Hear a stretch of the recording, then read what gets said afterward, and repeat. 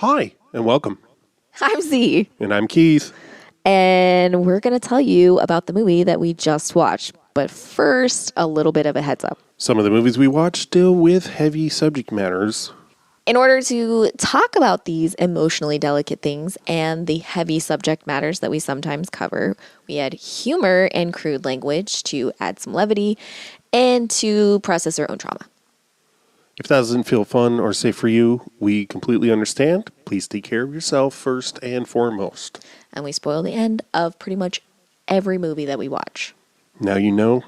On with the show.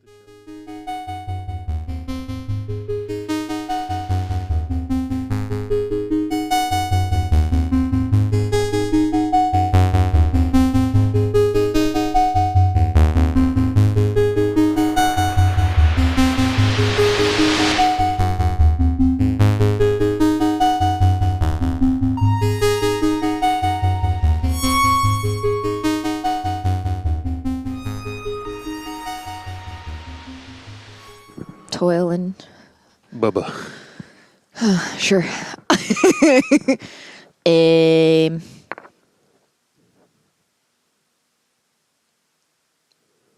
New Year. Still, again. Oh, right. Not even yet, but also has happened. It's happened for you as well as us, for sure. What? I never remember that there was a remake of this movie. 2015. What? Yeah. A remake? Well, I believe so. That's insane. Yeah. Why would someone do that? That's like... Probably for money. No, right, but why would they think that would make money? Because it probably did. I doubt it if I never heard about it. 2015 was a pretty quiet year for me. So I would have known. I'm just kidding. A young FBI agent infiltrates an extraordinary team of extreme sports athletes he suspects of masterminding a string of unprecedented, sophisticated corporate heists. Yeah, of course, you had to up the stakes. Right. Yeah, but it's a remake. Oh my God. Is it Johnny Utah? Yep. What? Who's in it? Nobody. Yeah. Okay. Bonkers. Well, maybe it wasn't American. Oh.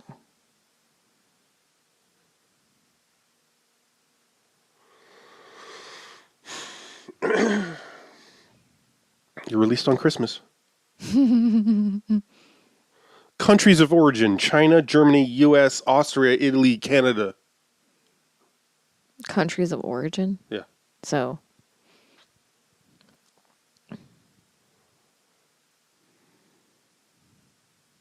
Anyway. It's wild. It's wild.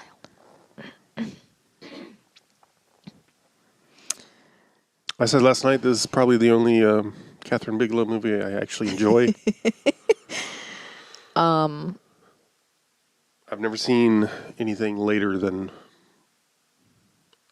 Strange Days, I don't think. Yeah. I've never seen Zero Dark 30. Is that what she does? I don't know Yeah. what she... Okay, yeah, I've never seen that. Yeah, I don't know if I've seen anything past Strange Days. I wouldn't know. She didn't do The Hurt Locker, right? That's somebody else. Oh, maybe that is her. I know No, Zero Dark 30 okay. is her. Okay, then. Never For mind. sure, but... I mean, I don't know. I don't know, man.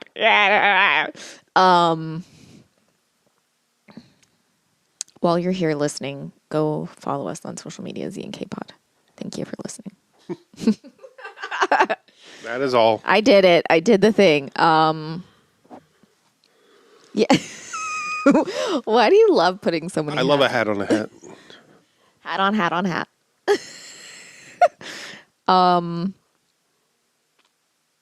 Yeah, this movie is... I don't want to say I struggle with this movie because it's not that really? I don't enjoy it. It's just like there's just so much surfing and Lori Petty. And those are the parts that I struggle with. And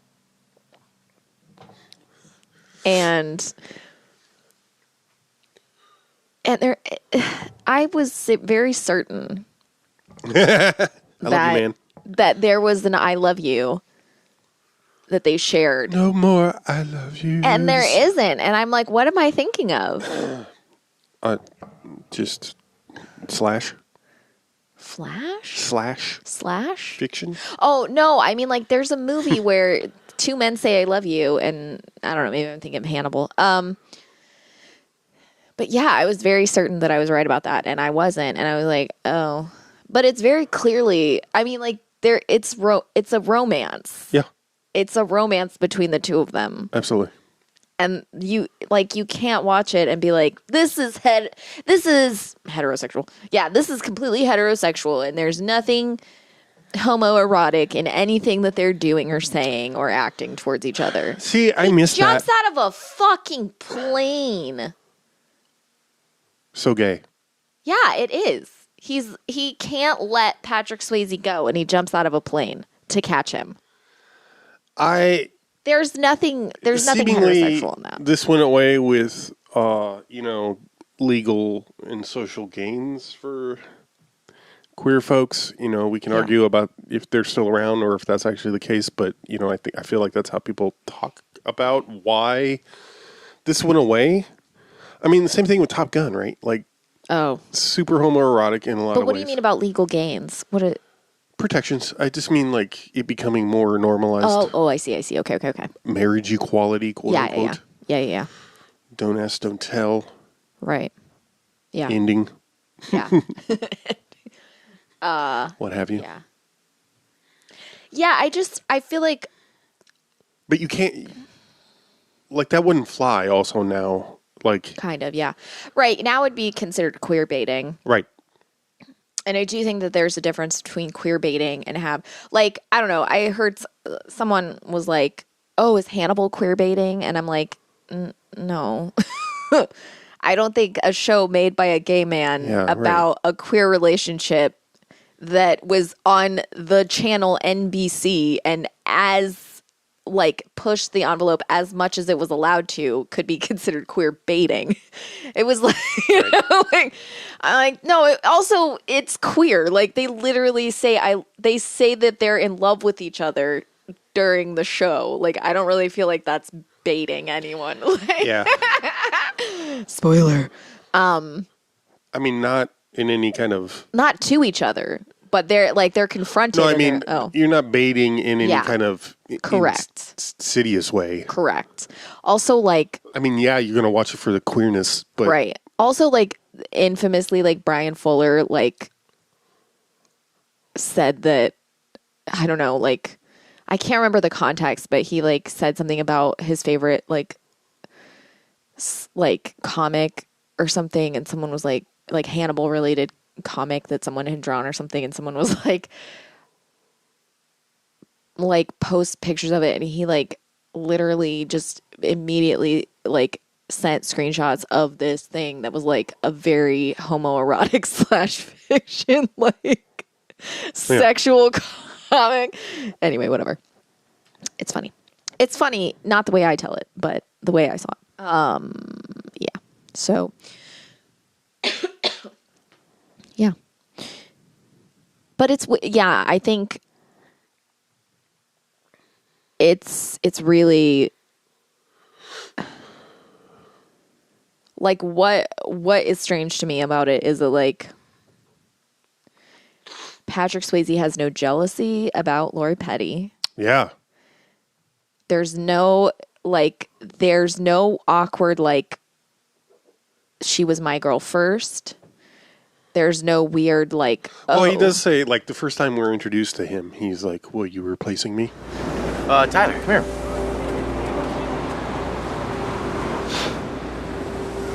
So, who's the guy? You replacing me? Are you afraid? Where you been? He serves real well. Come on, he's from Kansas or something. Man. He's from Kansas? Heads up! Yeah. Good catch. Yeah, but he says that to her. That's it. Yeah. Not him. Right. And then, yeah, it's like, but... To me, that's the exception that... for sure. Proves the... Because right. that's it. That's all he says. Yeah. That's like but then, like at the end when he gets Rosie or whatever, LOL, to like kidnap her and gonna kill her or whatever. Mm-hmm. He's like, I could never, I don't know, insert the clip here, but I hate this, Johnny. I really do. I hate violence. Don't you see that's why I need Rosie? I could never do that, man. I could never hold a knife to Tyler's throat. She was my woman. We shared time. But Rosie is a mechanism, you know? Once you set him in motion, he will not stop. He's like got this gift of blankness.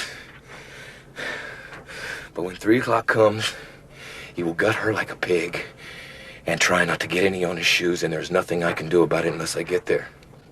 So I guess that makes us partners. Because we both have the same goal, to get me where I need to go, right? yeah, that's his way of like, that's not his way of being like, I got there first, or like, that's Right, no. him telling him like, I don't want to see her hurt any more than you do. And I'm like, yeah, that's gay. That's some gay shit that they're like, he's like, I have your girlfriend who used to be my girlfriend, but is now your girlfriend. High five. Let's rob a bank, And it's just like, and like, Keanu Reeves never, like, Duncan, Idaho or whatever, never says,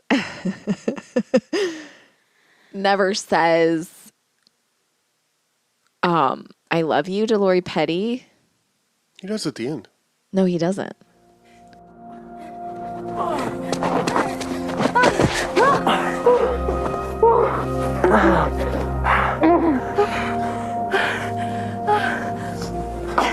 Daddy.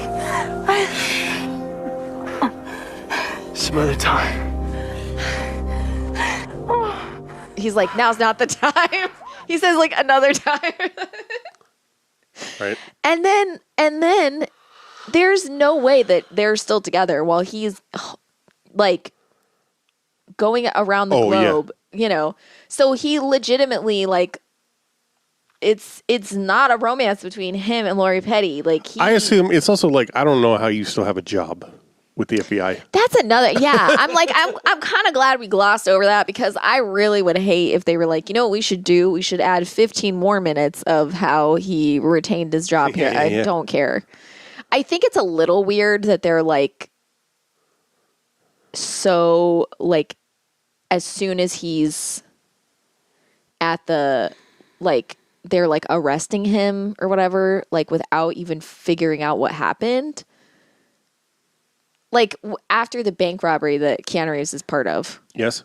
Because he was, because like someone's life was threatened because he was literally like, and he gets like, he's trying to like, he didn't have an actual weapon, like he had a gun, loaded. But it didn't have anything in it, and he gets like knocked out. He gets like all this, like he's just as much, in danger as everyone else that's in the fucking, that's being held hostage, It's a real Sharon Tate. Welcome. He's like immediately arrested. And I'm like, I don't understand. Like, it doesn't make sense. I mean, I guess it doesn't make sense in today's political climate that anyone would arrest a cop so quickly, It is confusing that they're treating it. I mean, they're like, you're going down for good for this, man. And I'm like, I mean, it's clear that nobody really likes him. Can relate. Pappas, Papa Pappy. Pepsi. Pebness. Pebness. Begrudgingly. Is it Pebis? What is it? Pebis? What? His real name? Pebis? Pappas. Pappas? Really? I thought it was Pebis. I'm not kidding. I thought it was Pebis. That's why I said Pepsi. Is it not Pebis? It is not Pappas. Pappas. Angelo Pappas. Punk. Quarterback Punk. Welcome to SeaWorld, kid. Good luck, Pappas. It's supposed to be Pappas. Like plural Papa. No way! This whole time I thought it was Pebis. I'm not kidding. So I was like, is it Pebis? And you're like, is what Pebis? Z? What is what? I'm just kidding. Just kidding. like the Kurger Bing. It's the Kurger Bing. It's Pebis and Dr. Pee. Let me get shit on the bathroom floor. Getting doinked in the Kurger Bing parking lot. Anyway, follow that Instagram profile for laughters. What is it? Best Buy? No, not Worst Buy. Also, that's a great one as well. Oh, it's Kurgerbing. Kurgerbing. Yeah, duh. Anyway. Yeah, okay, Pappas. but you were Tom saying Pappas. you're saying Pebis. Oh, begrudgingly likes him after he is like, well, let's hear your fucking theory. I love that scene where where Keanu Reeves is just like so deadpan. He's like, "Are you mad?" And he's like, "Yeah, I'm fucking mad." And he's like, "Okay, so let's get these guys or whatever." It's so fucking good. But like it makes sense to me that like it's believable to me that like these other the FBI guys are just like, can't wait to lock you up, you piece for of sure. shit or whatever. Yeah. Just because he's new or whatever. Because he's new and for whatever reason. He's new. He looks like Keanu Reeves. And he's full of cum. And he's full of cum. Yeah, and he's full of cum. Keanu Reeves is Duncan, Idaho. Duncan, Idaho is having a bad day. He's full of cum and doesn't know where to put it. Lucky for him, these surfers have the answer for him.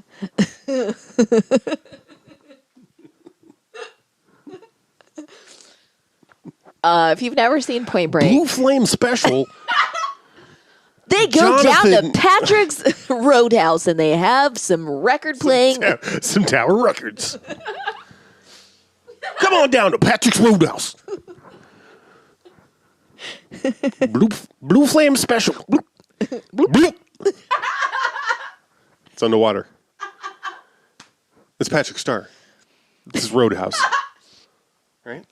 Yeah. See the character from Patrick Star, yeah. I think. But what I'm trying to say, though, is that at the same time, they're mad at him for accidentally God, I hate fucking up a DEA sting. I know. Right. He gets his whole department in on this sting. And they're like, "You dumb idiot. It's been an undercover ring." I'm like, "So no one gave any information?" I'm like, "That's one of those where this is why there's a fucking, what do you call it? Waco. No, why there's dual control. This is Ruby Ridge. someone needs dual control here. Like that's why you have dual control. Okay. I don't know what dual control is. Oh, it means like two people. Like you can't just you can't say I want this. It has to also get approved. Presumably, I went through that. That's what I'm saying. Yeah. So like you don't. That's why there's two people involved, or like more. It's like that's why when you do something, someone checks your work, right? And then that's why it's dual control. It's a term I learned when I was working at the bank. It's that dual control. Double blind. Sure. Yeah, to me, it's just an indictment of a lack of interdepartmental, interagency communications. For sure, exactly. Which highlights is a real thing. Which highlights a system error and not an individual one. Correct. So Duncan, Idaho. It was not Duncan, Idaho's fault. It never explained why it's Utah. Also, because he's from Ohio. Utah's his name. Yeah, but why? Because that's his name. That's just his name. I mean, that's just what they named him to be catchy or whatever. You're like, they don't explain why he's Utah. That's his name. Okay, well, that's fine, but it's weird. I'm not saying it's not weird. Is he native? Keanu Reeves is. I know, but Johnny Utah? Johnny Uta Hagen? Anyway. Unter Donkin. Yeah, none of that shit makes sense. No, that's fair. Keanu Reeves is like one of those people though that like has never like I feel like he's never been cast as anything but a white man. Yeah. Even though he is not a white person. Whereas Val Kilmer, as we know. Like Keanu Reeves is like Fred Ward. Chinese and like Native Hawaiian. I don't remember specifically. Like Consult Nativepedia. like his dad was like Hawaiian. Okay. And Chinese or something like that. And he never gets cast as like Asian. It's so weird to me. Whereas Tom Cruise. Right.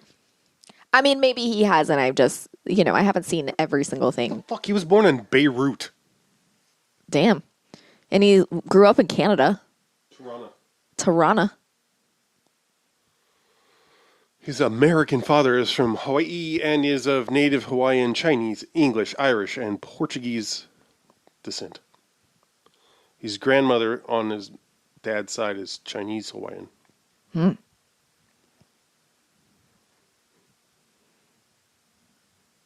his mom's English. Yeah. Yeah. And yet, that's what he sounds like. He's a regular Michael Myers. No, he's... Sorry, Mike Myers.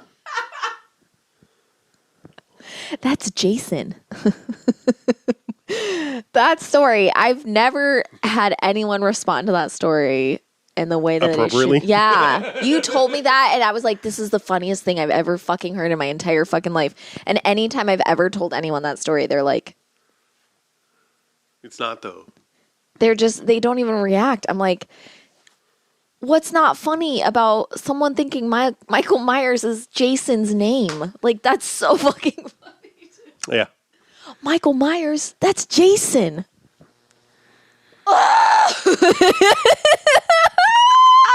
Especially Jason is like... It's like, like it'd be... I don't know. Oh, it's just... I don't know. I'm sure I've told this story, but it's when I worked at a... Jason, that's Freddy Krueger. Liquor retailer... Yeah. And we had an employee there named Michael Myers, and so it was near closing, and he was paged over the intercom to do something, and of course he went by Mike, I think. Yeah. But of course, right. Every time for fun. Yeah. And these guy in line turned to his friend. He says, "Michael Myers, that's Jason." After, everybody was already like, what? It happened every time, by the way. Yeah. It was great. Oh my God. Anyway. So good. Michael Myers. Anyway, I like this film. It feels like a 80s block. It feels a lot like Top Gun to me. Yeah, in the ways that I like Top Gun. Also in the ways that I don't like Top Gun. In the ways I don't like this movie. It's like a very familiar kind of nostalgia, I think, where it's like... Yeah. There's something it's very and it's got a very... I think it's a pretty typical 3-act structure because you have... Yeah. The hero has his downfall, his setbacks. Yeah. His knee gets busted. Lori Petty finds out that he's a little fucking liar. Yeah. She forgives him because of being kidnapped, apparently. Right, yeah. But relationships based on extreme circumstances never work out. That's a famous quote from Speed. Oh, okay. Sandra Bullock says that. Gotcha. Too. Yeah, that's right. Thank you. God, I swear to God. I only recognize quotes from Speed 2. Say its full name. Speed 2 Cruise Control. Oh, that's right. God. Which is so great because it's about a boat. Yeah, a cruise. Oh, shit. Fucking God damn it. I'm dumb. You're so stupid. I am fucking an idiot. You are you're so dumb that you're full of cum. Speaking of... I gotta empty my bowels. I got a tinkle and empty my mouth. Bing, bong, bing, bing. Bing, bing, bing.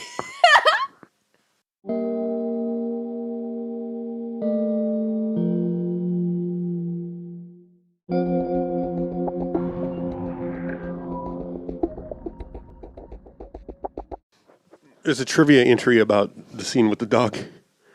Oh my God, what is it? It's that there was a real dog involved and a fake dog involved. The reason, like you pointed out, that how ridiculous Yeah. and hilarious it is. First of all, it's just hilarious that it Yes. happens. Yeah. But the dog is calm when we see it in Patrick presumably Swayze. Bodhi's Yeah. arms, who is a stranger to the dog correct. in the movie. But then when he lands on Keanu, he's totally just going apeshit. Mm-hmm. It's because the dog was trained and was just being chill because it was right, because it knew But what he kicks is the fake dog. Yeah, for sure. Like, it's so hilarious to me because it's like cartoonish. Mm-hmm. When they do chase scenes like this, when they go through people's houses or backyards and shit. It's ridiculous. I love it. Although this time I got kind of it motion fucked sick. us up. Yeah. It fucked us both up. I feel like I've been fighting off a migraine since then. So that's I'm so exciting. sorry. Thank you. So the premise of this movie is that Keanu Reeves plays a first-time FBI person. Fresh out of Quantico. Blue Flame Special. And Quantico. I'm sorry. It's probably a native word, too, that is being already butchered. okay, but you're not purposely doing it. I mean, you did the second time, but Quantico. Quantico. so yeah. There's like a bunch of bank robberies with people who are doing, like, they're dressed in president masks and they rob a bank. They rob banks. Ex-presidents. Yeah, ex-presidents. And they rob banks and no one can get a lead on them. Harry Busey thinks that they're surfers because they have a tan line on their butt. No, because one time he did... Oh yeah, there's pineapple sex wax. Just kidding. There's sex wax on the counter or something, and they have a tan line on their butt. Those are the two connecting things.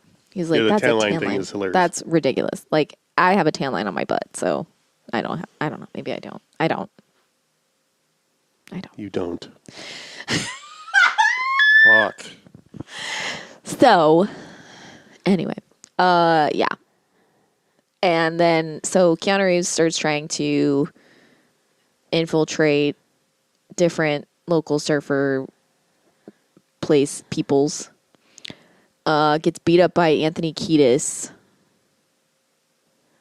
And... No, not by Kiedis. Because there's a thing in the... he's part of the gang, yeah. Sorry. I was like...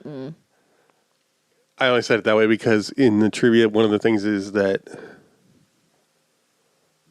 Bigelow wanted everybody who was going to be in those scenes to train on weekends, so she set up training sessions with somebody, some person, or a martial arts. I don't know who they were, but like apparently Kiedis was the only one to not show, and that's why he gets knocked out with one punch. That's amazing. That's amazing. In that scene.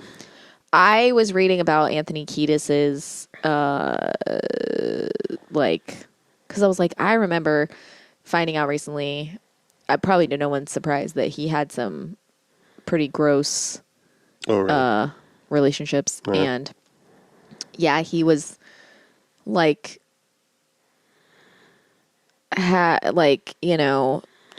Was he dating Natalie Portman at the same time Moby was?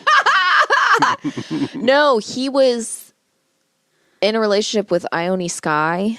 Okay. when she was 16. Hot. Yeah. And he also hooked up with a girl and took her across state lines, I think. Oh, shit. And then found out she was 14 and was like, we better have sex one last time before I take you home. Yep. So it's not a thing. It's not just a thing of like, oh, yeah, well, you know, he didn't know. It's like, oh, well, he didn't. And then he was like, who gives a shit? So that's cool. So yeah, that's gross. Anyway, so I was like, oh, yeah. Ugh. Hey, guys, why do you want to have sex with children? I don't understand it. I really don't get it. Like, I don't. And here's really where it's at for me. I'm nervous to have a conversation with a younger person. Not 100%. like, because I'm like, I'm just like, we don't have anything in common. We're not gonna like the same shit. You're probably going to make fun of me. Yeah, exactly. And you'll probably be right. Yeah. I can't imagine being like old and being like, oh, you're 15? That's so hot. I'm like, no, I don't even want to talk to you. Like, I don't want, like, I remember when I was a barista, there was this kid that came in and they were like, what's your Tumblr? And I was like, absolutely not. No. I was like, we won't be doing that. And they were like, oh, it's fine. They're like, I'm on Tumblr. Like, I've seen it all. And I'm like, nope, you're like 14. I literally don't even want you on my Tumblr. Like, no. Yeah. And they kept being like, what's your Tumblr? I want to follow you on Tumblr. And I'm like, no, absolutely not. No, thank you. First, I don't like you because you're 14 and you're really fucking annoying. Second of all, no, absolutely not. I don't care. We're not friends. Like, ugh. So, like, I can't imagine, like, seeing a young person. And, I mean, granted, he wasn't, like, in his 40s or whatever. You know, he was, like, in his 20s. But still, like, I can't imagine, like, oof. Yeah. It's just so weird to me. It's even worse now. To me, it's also like how... I just always assume, so this is a lot of conjecture on my part, that it has to do with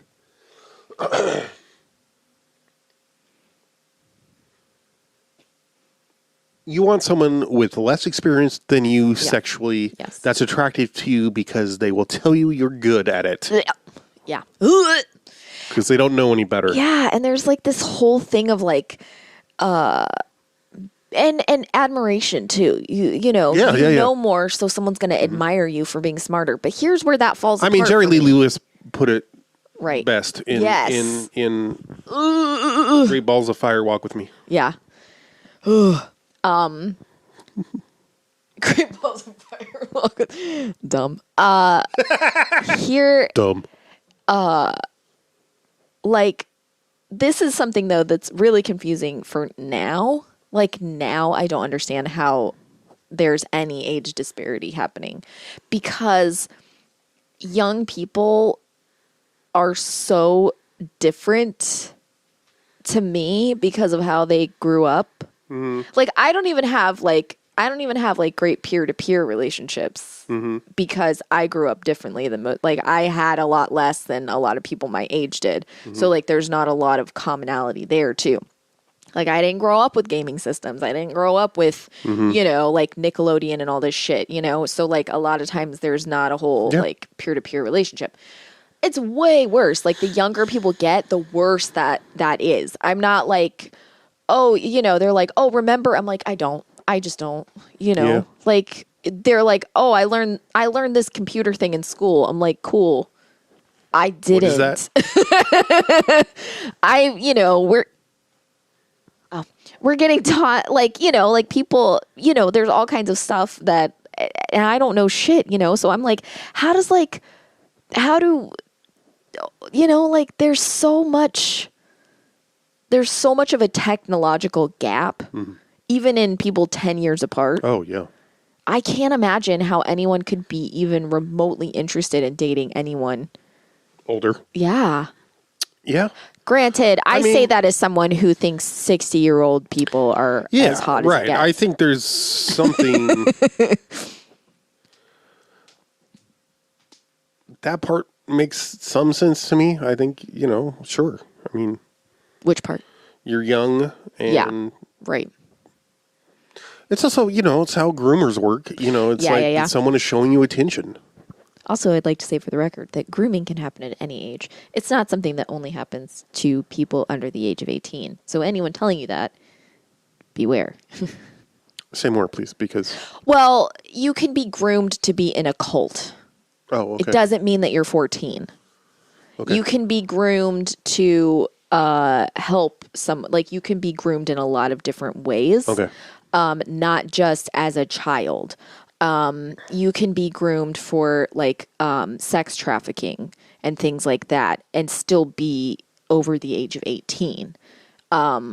Grooming isn't age specific, but people try to say that it is so that they can say that they have completely no like Culpability.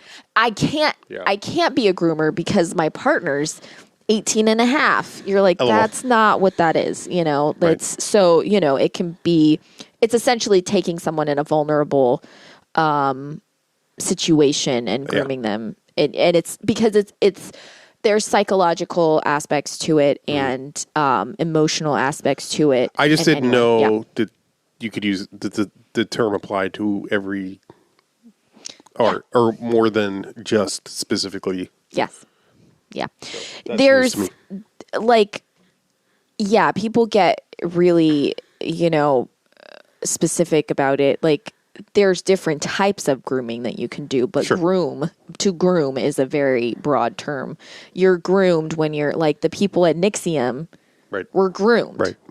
They weren't, some of them were under the age of 18. Not all of them were. They Right. were all groomed though, not just the kids that were involved Right.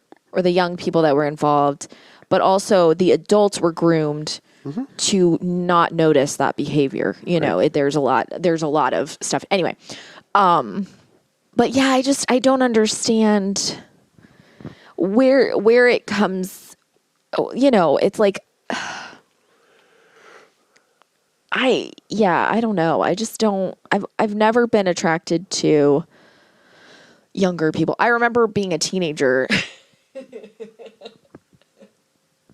Like this is like classic me. I remember being a teenager and I was like 15, maybe 16. And I was talking to my friend and her friends, because I didn't really have many friends, but my friend had friends. And we were all talking, and they were talking about all the boys that they thought were cute. And I was like, blah, blah, blah, blah. And they were like, well, fine. Who do you think is attractive? They're like, who do you think is hot? And I was like, oh, I think older guys are hot. This is like so. And like one of them was like, oh my God, totally. Guys in their 20s, like 20-year-old guys, 22-year-old guys are extremely hot. And I went, oh. And they were like, what? And my friend was like, they think guys in their 40s are hot. And they were like, ew. I was like, what? Just because you don't understand doesn't mean. I was like, I'm more mature. That's why. Like I was like, and like I get in the sense of like you see someone that's like idolizing you and like that being like a thing that is like attractive or something that you can be pulled towards. But this is how I always think of stuff like that, because it's not obviously not just with younger people. It's just anyone that like adores you or has, or like, you can have feelings for someone like inappropriate in any kind of setting. Sure. But it's like a lot of times that is a fantasy. And the thing about fantasies, There's two things about fantasies. One, once you enact the fantasy, it's not a fantasy anymore. And then all the fun goes out of it, Right. Because when it's a fantasy, you can think about all these things and it's so Right. exciting. Two, everyone gets diarrhea. You know what I'm saying? Like you have this like No. you of all people. What is that supposed to mean? Mancy. So in the sense of you have this fantasy of this person and part of the fantasy and like part of that adoration is that there is like when you adore someone from a distance, or you have this like little like, oh, that would be, oh, it's so naughty or something like that. When it actually happens, like everyone has like stank breath in the morning. Everyone gets diarrhea. Like they're real people. Like it's no long, it can't, that fantasy cannot be upheld. Rose-colored glasses come off. Yeah.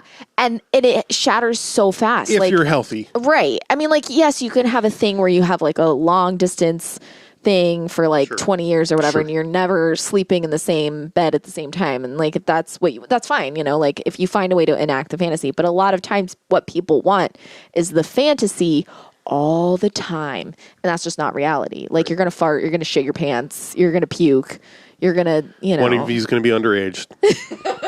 But that's what I'm saying. Like part of the reason why there's that like Lolita fantasy is because you're thinking like, you know, they're going to age, they're going to change. Like, and it really smacks of like super, like an extreme lack of self-awareness when that's happening, because it's like, because you'll notice like, especially with dudes, when they like marry someone that's like, you know, like they're 20 and they date a 16-year-old, they're 30 and they date a 16-year-old, they're 35 and they date a 16-year-old. Yeah. And you're like, you're aging and they're not.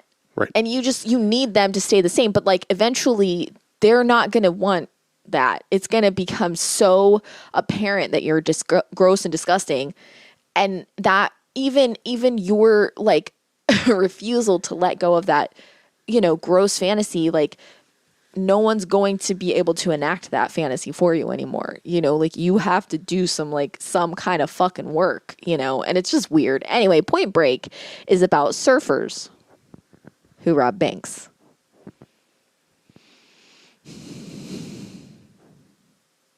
And the men who want to catch them. And their love affair. Something I found interesting. And Lori Petty is there. Yeah. Ugh. So, I don't know why. And I apologize. Like normally if I hate a dude, you know, if I'm not a fan of a guy actor or whatever, I'm like, fuck it, who cares? Like men suck, whatever. No one gives a shit. I feel so guilty for how much I can't handle Lori Petty, and I don't part of it is I don't know what exactly it is. There's just something about her voice and demeanor that grate me. I mean, she's one of those people that's actually very surprising, had a career, you know, got the roles that she did. She's not unattractive.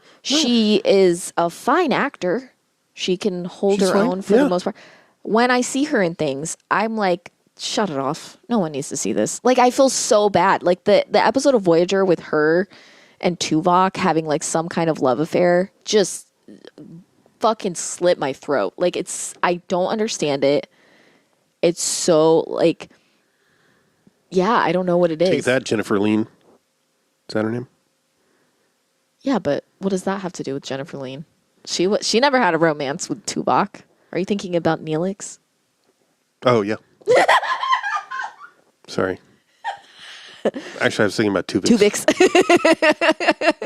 None the wiser.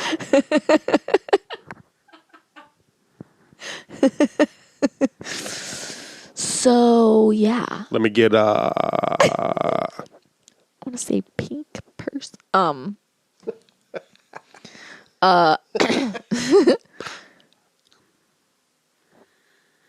Yeah. That's funny because yesterday, the day before, I really just wanted to keep saying to you, hey kid, home computer.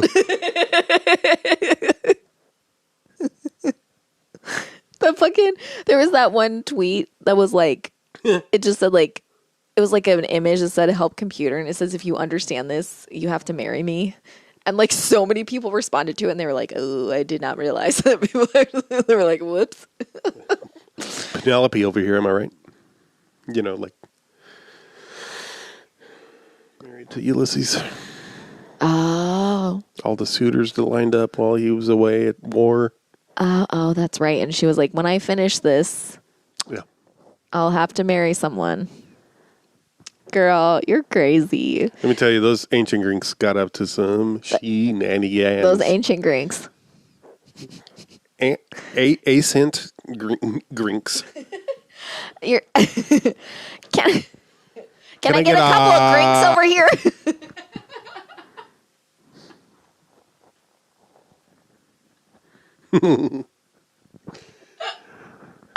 Anyway, Lori Petty drives me insane. And I don't know why. And apologies if she ever listens to this. It's nothing personal. I acknowledge I'm not proud of this. Mm-hmm. I get annoyed that I don't find her attractive. Yeah, right. There's nothing wrong with her whatsoever. Right. And still, when she's on screen, I'm like, fuck. I'm sorry, Lori Petty. Please forgive me. It's nothing personal. It's nothing against you. She was Tank Girl, right? Yeah, she was Tank Girl. That's probably my most, I can tolerate her the most is Tank Girl. And We should watch that. I watched it. I've seen it once. I remember absolutely nothing about it. I remember being like, Yeah. It was such a big deal at the time, too. Everyone loved it. Well, not everyone, obviously, because it Tank Girl.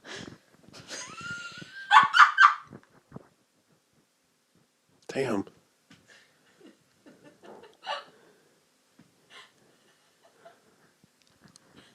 Damn. Fuck. Yeah, so. That's another one that's been rumored to be going to get remade someday. They've been like, oh, we got to do this, the comic was really big. Right. And yeah. This movie, they started production on a sequel. And Point Break? Huh? Of Point Break, yeah. And then it just got scrapped, sort of after they'd already spent $90 million or something. Yeah. With Keanu and Swayze? That I don't know. Okay. I don't think it got as far as being cast. I see. They already spent $90 million? I mean, this is a trivia item, so you never know. But that's fair. Let's see. But I'll read it so that...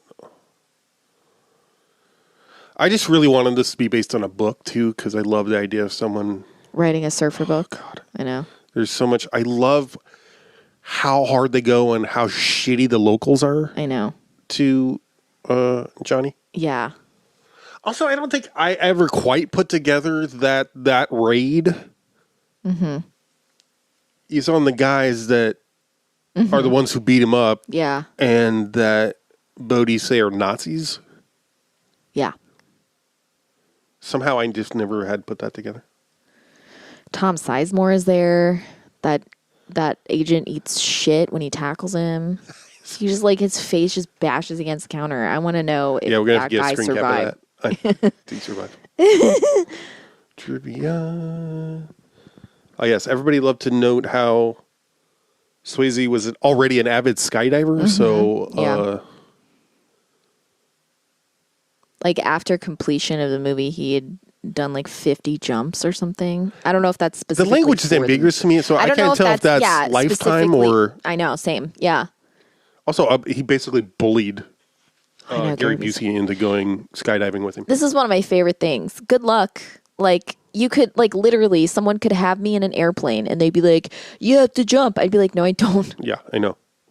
I'm not that susceptible to peer pressure. If you literally push me out of a plane, I would have you arrested for attempted murder. But I wouldn't, I would never willingly, I literally don't care. Oh, also, apparently Keanu happened because Bigelow demanded it. Amazing. She didn't want anybody else. That's amazing. And they were trying to push fucking Johnny Depp on her and stuff. Ew. Yeah. Sorry. Johnny Depp's another one I can't fucking stand. I mean, and this is one where the casting really does a lot. I so wouldn't much. give it, if it was Johnny Depp. Also, Matthew Broderick was one of the people. I'm like, can you imagine? Keanu Reeves and Patrick Swayze have undeniable chemistry. They really do, yeah. And it's just they work so well together. Well, and partially because you can see both of those people in the character. Yeah, for sure. Yeah. I think. It's also nice to see Swayze at this time too. He was just as much a commodity as Keanu, if not more. Yeah. And to be cast as the antagonist. Yeah. Yeah, and I gotta say, as much as he's a villain, yeah, it's also he's not as vilified as they make you understand why Keanu is having such a hard time and why he's like torn friendship wise, you know? Yes. And I think it wouldn't have been as successful with anyone else. It wouldn't have been the same movie if they'd cast anyone else.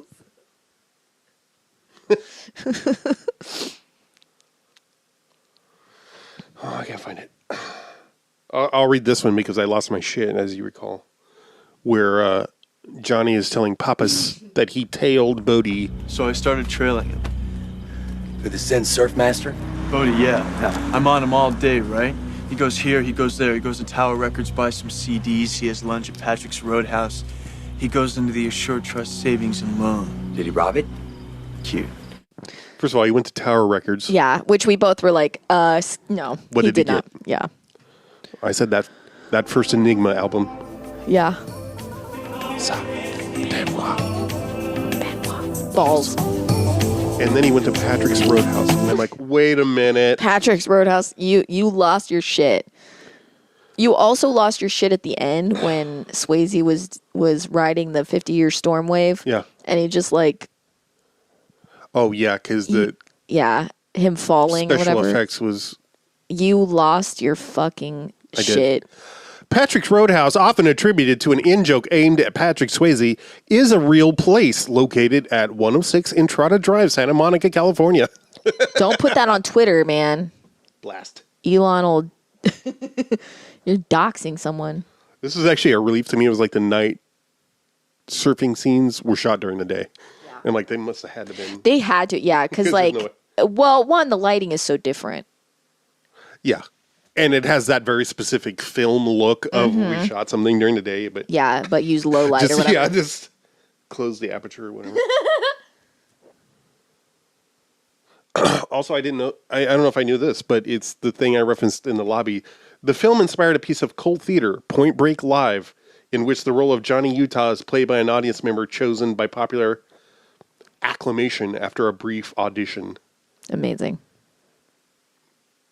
In 2013, Gary Busey attended a performance and received rapturous applause from the audience when he joined the cast on stage. Oh, shit. Lori Petty would also turn up to participate in a live-action performance. That's kind of amazing.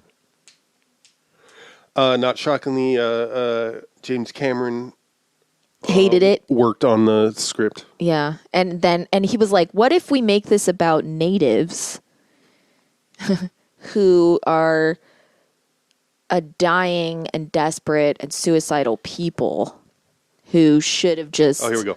20th Century Fox made plans for a sequel to be released summer of 1993. Wow. The script had been written and was in pre-production. Despite the film... Oh, I see. Despite the film grossing $90 million worldwide, the studio decided... Okay, so... Okay, it didn't get a 90 million. I see. You what? Oh, Petty. I have a few scenes that I'd like to call out. Call it a sound. Shout out to these scenes in particular. After, when is it? It's, well, whenever they're playing football, which is at, this is the same day that is the first day he goes out with Lori Petty, who's going to be his surfing teacher. For one day.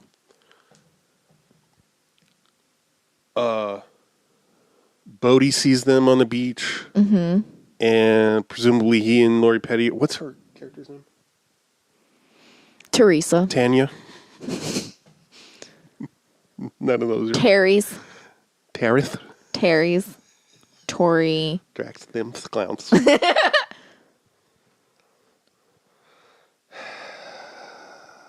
Tyler. We were close. Also gay. Yeah, right? Tyler. They were like, Tyler. And they're like, Tyler's a girl. And they're like, oh. Okay, so it's the same day. Now it's nighttime, and they're playing football with Bodhi's crew. And because of his prowess, presumably, Bodhi figures out that he's Johnny Utah, the college football player.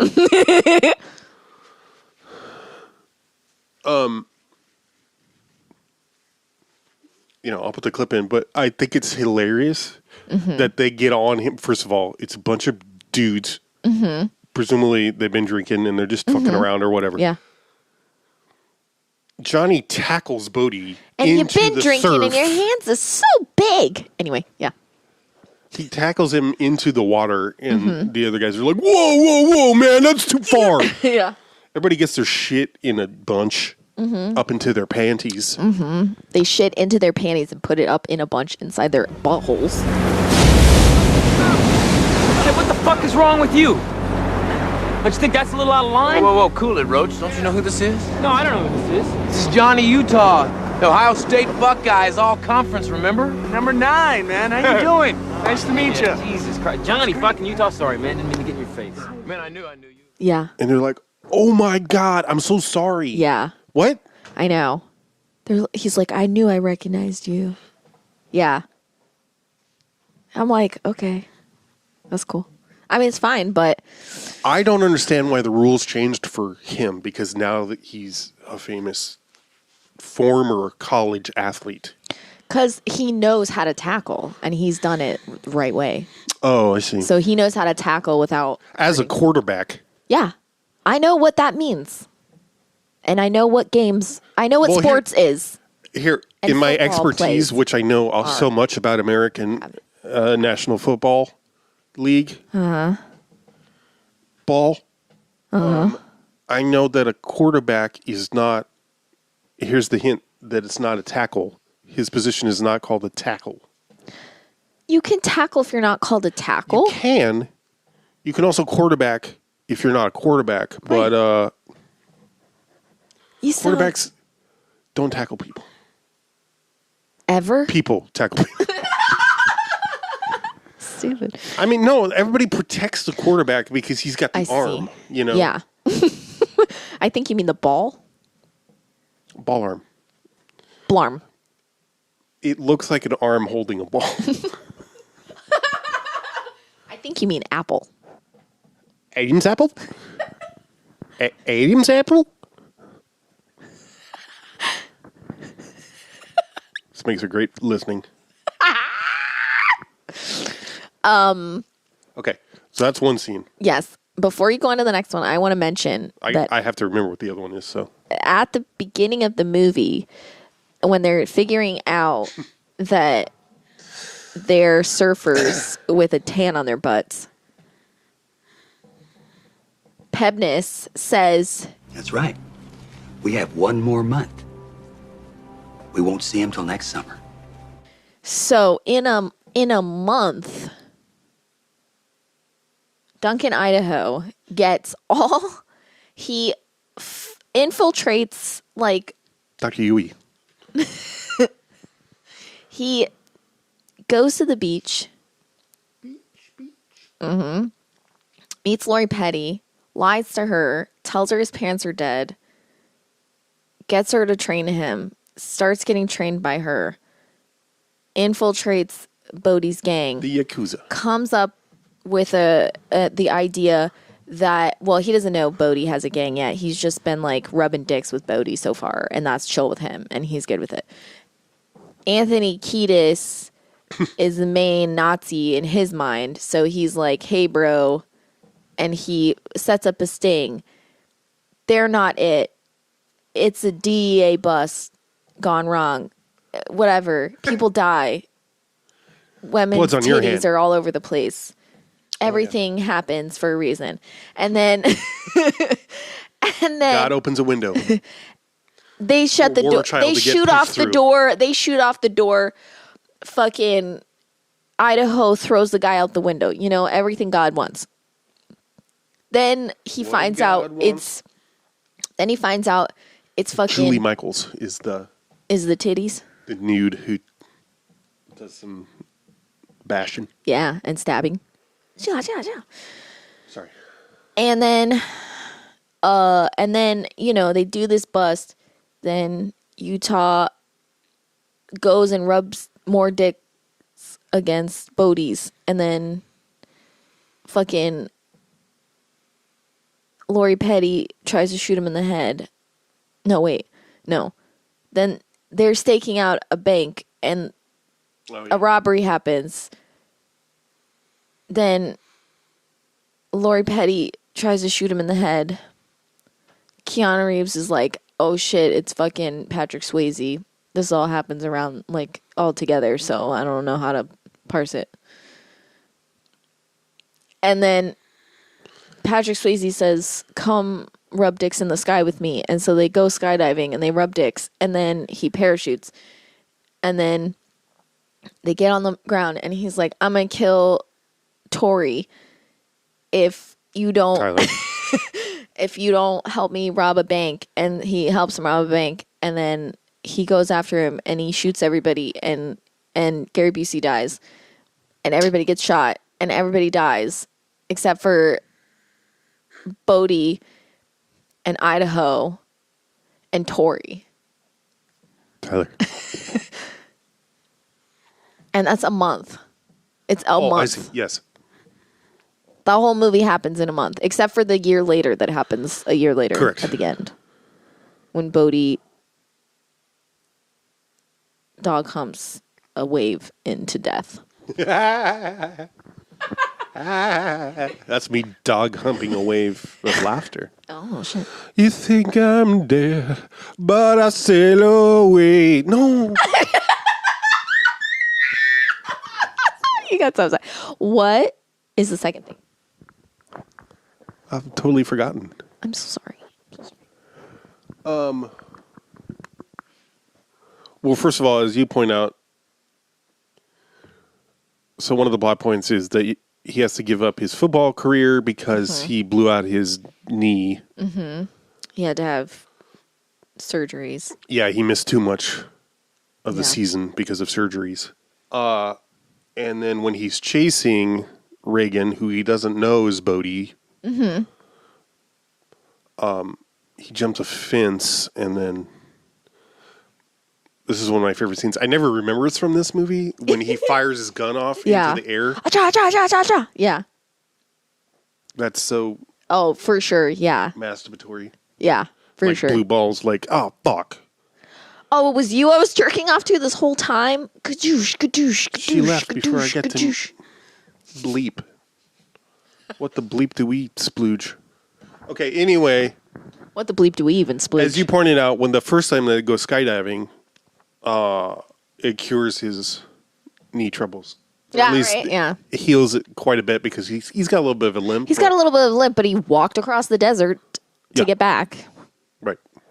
Also, I would like to note that Lori Petty leaves his place in nothing but an unbuttoned shirt.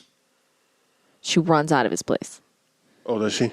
And I then, mean, I think. And then when she's kidnapped, she's just in that she's slip. in a nightie with white underwear and perfectly pristine Yeah.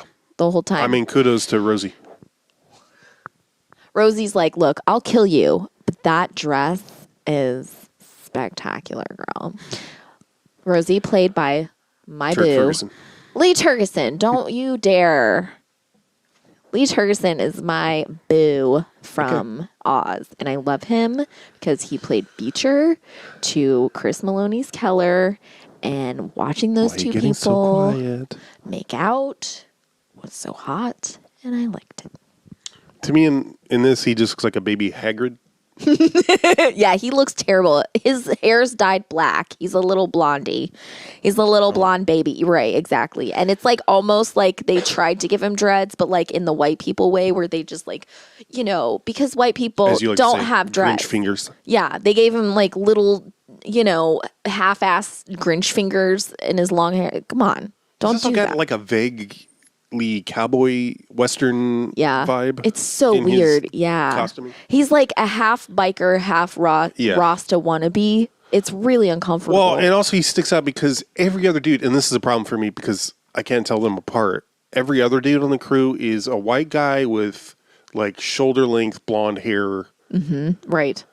that talks like a surfer. And Also, of note, Rosie seemingly does not surf at all. right. And is not involved in the actual robberies. Is that true? Maybe. Because he's not there Yeah. when they rob, like, there's no one missing when they rob the bank with Duncan, Idaho. Well, because he's filling in. No, but I mean, none of the presidents. There's Yeah, no I missing know. president. Because they're like, we don't have guess. one. They're like, we don't have an extra mask. Well, yeah, but that's because they want him to be. Well, yeah, on the- I know. But I'm saying, like, They're setting him up. there's only like 4, I think. Whatever. I kind of love because there's no reason for this to happen exactly. Yeah. No real big reason for it, that there's the cop, off-duty cop, in that robbery who gets killed Yeah. because he tries to Yeah. be a hero. I kind of like it. I love the part where the security guard's like, don't just God, don't come fucking on, don't." please. He's like, Yeah. don't. He's like, yeah. I like the part because he's like, hey, look. And he just like shows them his gun. And he's like, no, we're not doing this. Also, 100%, I'm with the security guard on this. Yes. Because one, the security guard also has a gun that Yes. he's actively not using. Yes. Because because he got his training apparently where they say, just go along with it. If you get, there is not a single, I've worked at a bank for I worked at a bank for like 4.5 years. Never. You have to take bank safety training once a year. You have to pass bank safety training once a year in order to be employed at a bank. It doesn't matter what your job is. I wasn't even a teller. I wasn't even working in a branch, and I had to take bank safety shit. I had to pass it every single year. Not once are you to ever do anything other than cooperate. Never. You don't do shit. The FDIC exists. Banks are insured for Yep. this shit. Yep. Money is fake. Also, I've never worked at a place that told me to do anything other than cooperate. Like, yeah, man, it's not worth it. not a single place. It's not. You right there? I was like, water. And I was like, I don't have it. Oh. It's okay. It's not the Old West. You know, Yeah, you're not right. robbing a fucking stagecoach, Yeah. a Wells Fargo fucking. Anyway, don't do it. 2 things I would like to say. One, I liked the fact that they were like, they never rob the vault. They only rob. Yeah, I liked that because that would make it a lot more dangerous, and it would be a lot more dangerous for a lot less of a reason. Because Then why did they do it? Why does he do it at the end? Because I think it's supposed to imply that he didn't want to. He was like, he knew that they'd been caught. Like, they know who they are. Like Utah knew who they were, could Right. identify them. That means the FBI knew who they were. That means like the whole thing, like they knew that they were caught. So they were doing one last one. And I think the implication was that Bodie wanted them to go into the vault, take everything, because he knew this was their last chance. Last chance. Yeah. I guess. But That's what I assumed. I also love the idea that but I just wanted to say one more sorry. thing. Second of all, this specific thing is why tellers aren't allowed to have more than like $15,000 in their Till. because Drawer. in their drawers. Thank you.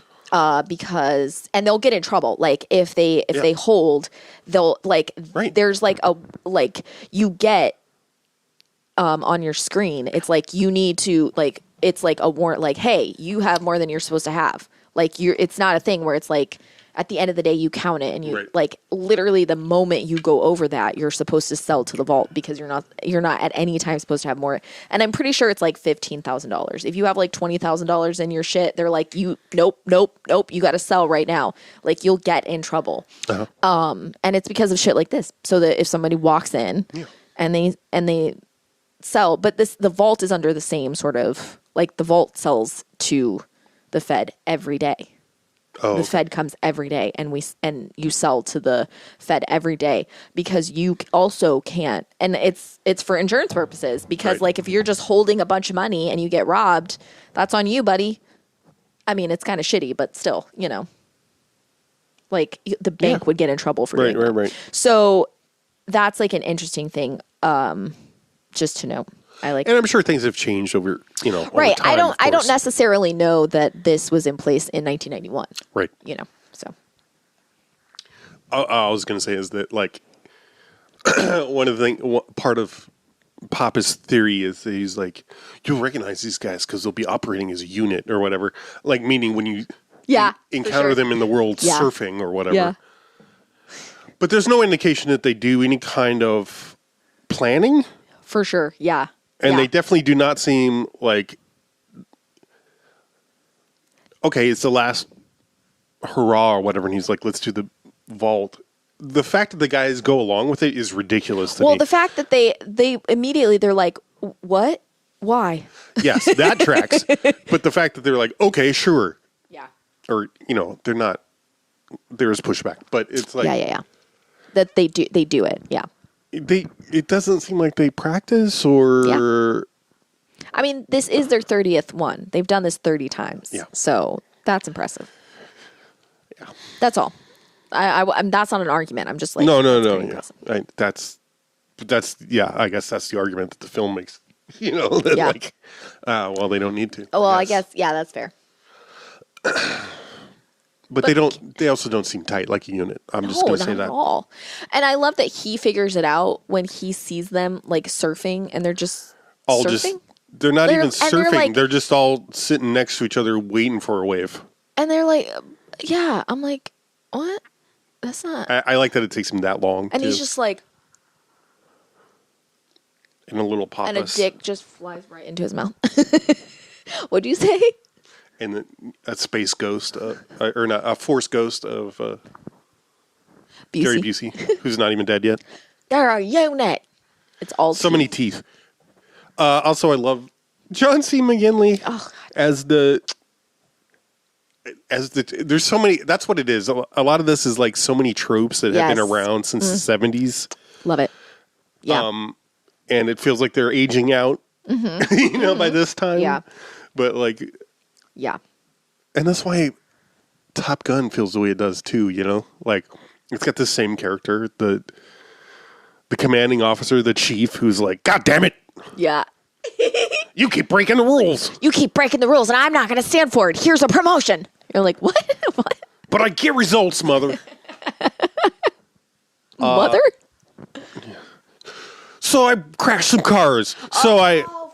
Which I know he's quoting something. I Yeah. don't know what it is. Probably Bullet or some shit. Mother, the chevrons are locking. But I would love to play that part. The fucking Oh, yeah, for sure. annoyed chief or whatever.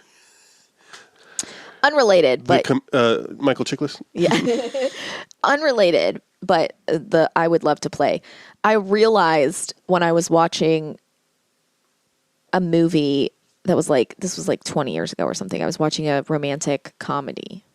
And I think it was, oh God, I can't, Belle something Belle, whatever her name is. She has like a deep voice and blue eyes. Anyway, actor. Lake Bell. Thank you. Yes, Lake Bell. She's playing like the friend to the romantic lead. And she's just really mean. Like, it's the thing where like the romantic leads, their best friends are like, don't like each other. Oh, uh-huh. But like the guy's best friend doesn't realize that's what's supposed to happen. So she's just mean to him and he's like sort of like tries to be mean back to her and it never works.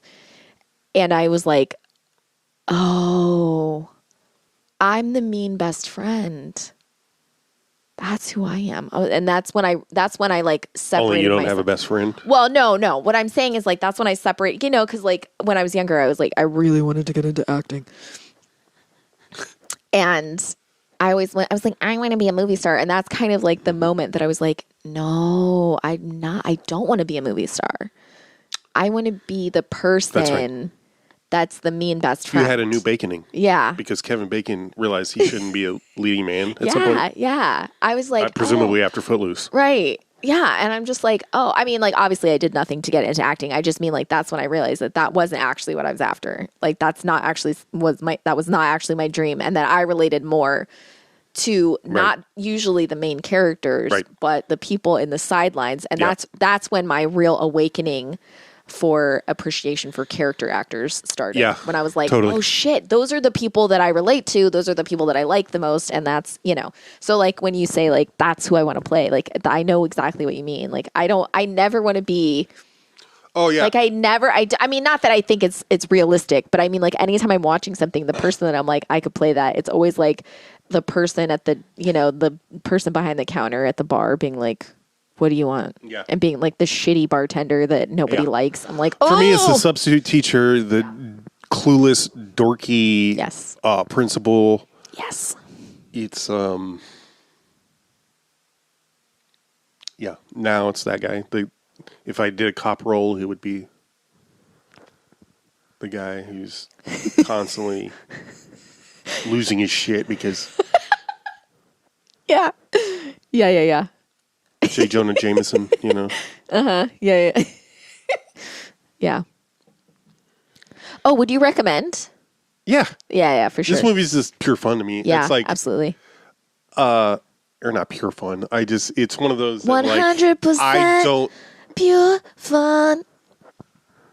For whatever reason, I'm able to not take it seriously and enjoy it. Yeah. Which is a problem I have sometimes, Yep. sometimes Mm-hmm. like Yeah. weekend at Bernie's. Yeah. I had a bit of a struggle with enjoying myself. You were like, this is so unrealistic. How can I No, it wasn't. How can I enjoy myself? No one would ever be able to escape the smell of a rotting corpse. My favorite part of that movie was the guy, the guy who was supposed to be the hitman. Yeah, for sure. I wish he had gotten more screen time, honestly. Yeah. That's why you gotta watch Necronomicon. I think that's the thing, like if I'd found Andrew McCarthy and Jonathan Silverman, their antics, or their chemistry or their screen presence more entertaining, they're fine, but that wasn't more interesting than... That's fair. Yeah. No, that's fair. So Point Break, though, you like... that's what I was saying. Yeah, no, that's fair. Yeah, it's a fun ride. And I think watching Patrick Swayze walk is always entertaining. And that's, he's one, too, that always had a weird, I never knew how to feel about him because of how he got cast and the roles he was in. I think it was missed. It's so weird that the roles that are keep getting made for people, they're so boring and you don't get to see people act, really. Yeah. I really think this and Point Break and Tu Wong Fu are really roles that I kind of set him apart in my mind. Yeah, I mean, he clearly got to stretch a little bit. Yeah, not just because he got to stretch, but because of how he chose to stretch. Because of how he chose to play those characters. And yeah, the fact that he was like, oh yeah, I'm going to do all the skydiving and I do all my stunts. And then he chooses to do something like Tu Wong Fu, where he's wearing heels and makeup the whole entire movie. And honestly, I think he treats that character put a corn cob in his pantyhose so that Chris Penn could. I think he treated that character though with delicacy. Yeah, which is so interesting. And I think I kept thinking of it last time while we were watching. The reason why I bring it is because I kept thinking about there really is range in what he gives you on screen, and even in this movie, he's able to make you give a shit about him being, this goofy sort of full of himself, delusional bank robber who also surfs. He gives it it's not until you're thinking about it, you're like, wait, what the fuck? This guy's like a 50-year storm and I'm gonna ride the wave and die in it. And you're like, okay. And the movie's over and you're like, what the None of that made any sense. But he plays it, and you're like, okay, I could see this. Yeah, I know. Yeah, totally. So yeah, he did it.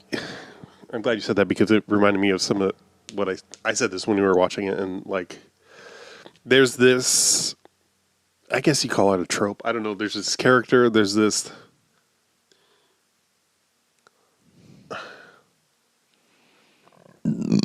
Yeah, I mean, it's a caricature, right, of someone. It's always a white man, and it has to be because the idea is that even if it's not material, it's like they're so bored with their privilege. Yeah. Which, is a real thing. Like, that's the thing about privilege is that you don't have to think about certain things, right? Like, but you get this guy who decides to push the envelope of Yeah. what's acceptable or what is. I mean, this character Bodhi is the philosophical. Yeah. More ethical side. Typically, what we see is people who are just narcissists, and right. When they push the boundaries, it ends up that they're just having sex with children. That's how they push the boundaries, right? And shout see out if to they, Keith and getting people to believe it's okay. For sure. Pushing the boundaries and seeing how many people they can get to say, like, you're right. Yeah. I never thought about it that way. I never thought about telling you that you cause harm could cause you harm. Right. Or, Marilyn Manson. He's like... Yeah, for sure. It's so edgy to push things. Aleister Crowley. No, I don't know. I don't know if he fucked any children. Wait, you don't know if Aleister Crowley did? Okay. Yeah. Correct. More sources are... Yeah, for uncertain. Sure. Rasputin. Yeah. Anyway. Just start naming things. Pandora's box. I'm sorry. Patrick's Roadhouse. Ruth's, Chris's, Patrick's.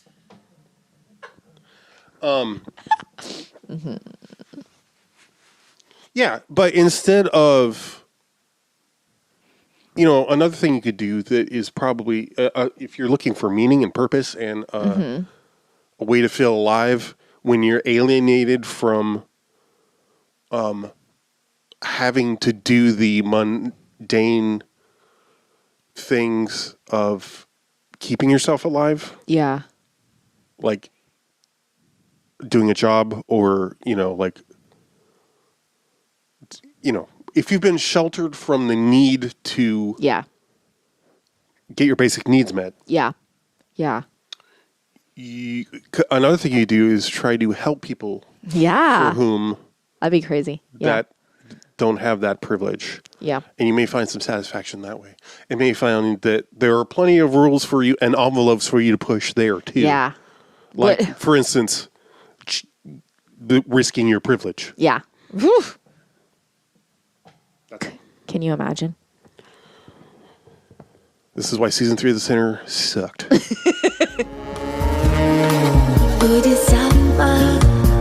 you take me by the hand?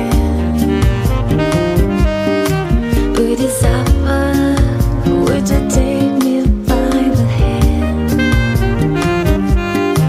Can you show me the shine of your Japan, the sparkle of your China?